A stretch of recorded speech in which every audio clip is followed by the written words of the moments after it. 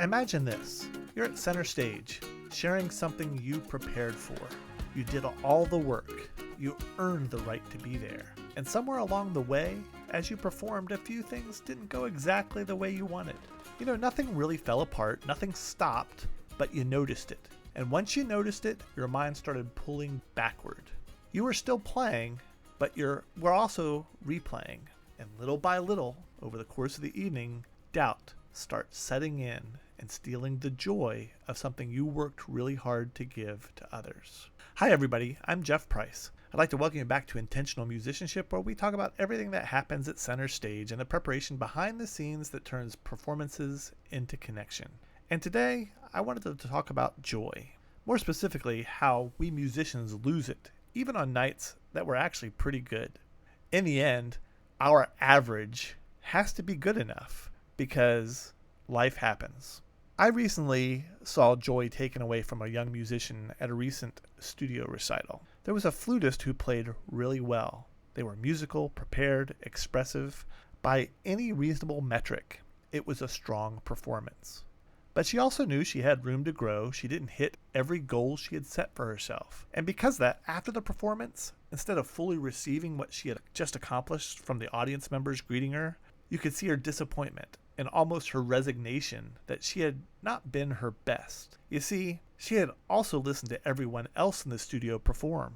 Some players, they were further along. Moments stood out as being amazing and really memorable. And suddenly, her performance wasn't just her performance anymore. It was being measured against everyone else, against imagined rankings, against what she thought people might be thinking. And that's where the joy quietly slipped away. And here's the thing that really stood out to me. Nothing about her performance suggested she didn't belong there. Her posture, her focus, her presence all communicated confidence. And from the outside, she looked prepared. She looked comfortable in the space. She looked like someone who was supposed to be standing right there in that moment. And when I say looked good, my thoughts, my age, turned to Saturday Night Live, Billy Crystal and his Fernando character. You look marvelous. If you look good, you feel good. But I want to be really clear about what I mean. I'm not talking about physical appearance or vanity. I'm talking about confidence and poise. I'm talking about looking comfortable on stage, looking like you belong because you prepared, everyone showing up at their personal best. And here's the dynamic I see over and over again. If you look good in the sense of being confident, poised, grounded, and you sound good, you usually feel great. But even when you don't sound exactly the way you hoped, that confident presence still matters. You did the work. You can move forward confidently because audiences hear differently than we do. Musicians hear with microscopes. Audiences hear with their hearts. They don't hear every near miss or compromise. They hear intention, continuity, someone who belongs in that performance space. At a certain point in your development, most of the work you're doing in the practice room, it's about growth, craft, pushing your personal ceiling. And that's good. That's what professionals do. But there's a point of diminishing returns where only a very small group of people can truly hear the difference. Maybe it might be an adjudicator or a teacher or an audition panel, other professionals. But, most audiences just want to hear music. Now that doesn't lower the standard. It clarifies the purpose. Now here's where the joy often disappears. The performance ends. The applause happens. Someone comes up and says, "You sounded great. Thanks for playing." I want to pause right there because if someone takes the time to walk up to you and say that, they mean it. People don't do that out of obligation. They do it because something connected. And this is important. Guard your body language and guard your tongue in those moments. If your shoulders drop, if your face tightens, if your first response is self-criticism, you're telling a different story than the one they just experienced. And that's not humility. That's forgetting why you showed up in the first place. And comparison, that makes things even harder, especially right after you play. Comparison isn't always bad. It can be a useful tool later when you're preparing or you're reflecting. It has purpose. But right after a performance, comparison is rarely productive. In that moment, there is no leaderboard. There is no ranking. There is just one person who stepped into the arena and shared something, and that matters.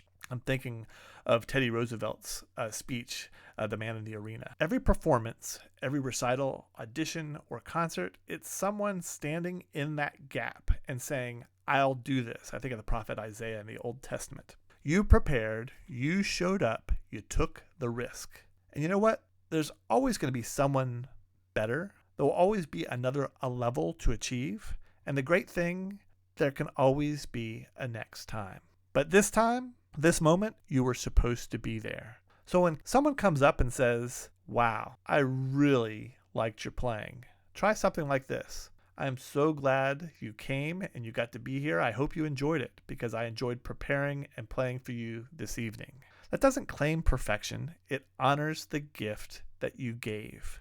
So here are 5 short takeaways of things that we've sort of discussed in this episode. First, confidence and poise matter. They communicate all of the preparation that came before and that you belong there even before you play the first note. Second, audiences hear differently than musicians, so don't punish yourself for what they never experienced. Third, comparison has its place, but timing matters. Don't let it steal joy in the moment. Fourth, standing in that gap in the arena, showing up is part of the achievement. And finally, learn to receive gratitude because people do mean it. Joy isn't found in flawless execution. It's found in preparation, courage, and presence, and in allowing yourself to receive what is offered in good faith. You showed up, you stood in the gap, and that matters.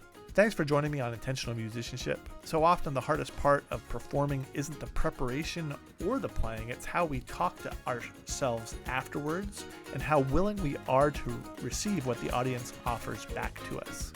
Now, if this experience sounds familiar, or if you've seen it yourself or in your students, I'd love to hear your thoughts and hear your stories. You can always find me at intentionalmusicianship.com. Thanks for spending a few minutes with me today, and I hope you'll join me for the next episode of Intentional Musicianship.